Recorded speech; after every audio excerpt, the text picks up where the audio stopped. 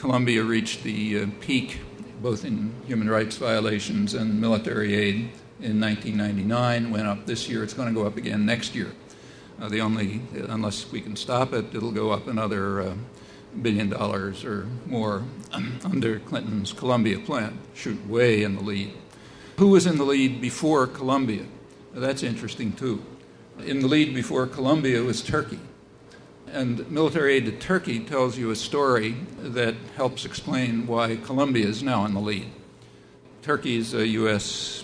ally and strategic military ally and strategic outpost. So it's been getting a lot of U.S. military aid and trainings since the end of the Second World War. But it remained more or less steady until 1984. In 1984, it shot up. Military aid and training to Turkey went way up in 1984, stayed high, increased through the 1990s. It peaked in 1997. In 1997, Turkey got more military aid than in the entire period, 1950 to 1984. This had nothing to do with the Cold War. It has nothing to do with the Russians. They're, in fact, disappearing at this time.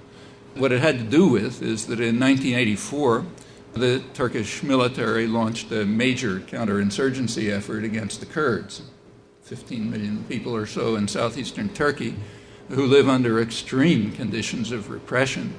Just to give you an illustration, and it's a tiny footnote, a few days ago, 8 newspaper editors were arrested in southeastern Turkey, the Kurdish areas, and are facing charges, several years in jail if they're convicted, for the crime of having, there's a Kurdish festival once a year, which in Kurdish is written Nevroz, and they spelled it that way instead of spelling it Nwroz, which is the way it would have been spelled in Turkish orthography. That's the crime. That's, as I say, a minuscule footnote, but an indication of the kind of conditions under which they live. So in 1984, the Turkish military launched a huge counterinsurgency campaign. U.S. military aid shot up. The atrocities peaked under Clinton in the 90s. As I say, 1997 was the peak year. The military aid went down in 1998, and Colombia took first place in 1999 because the Turkish military campaign had pretty much succeeded. At the cost of 2 to 3 million refugees just in the 1990s, about 3,500 villages destroyed.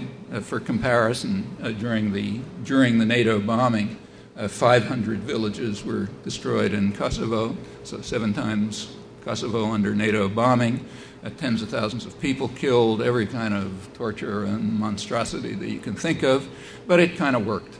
So the counterinsurgency campaign wound down. U.S. military aid and training was no longer needed. This is high-tech aid. This is jet planes, tanks, napalm, and so on. And therefore, Colombia could move into first place. Why? Well, because in Colombia, where most of the population lives under miserable conditions in a very rich, potentially quite rich country, more than half under the poverty line, there's constant resistance, oppression, massacre, torture, terror, and an insurgency, and that hasn't been put down yet. So therefore, U.S. military aid is shifting over there and is now in first place and is going up.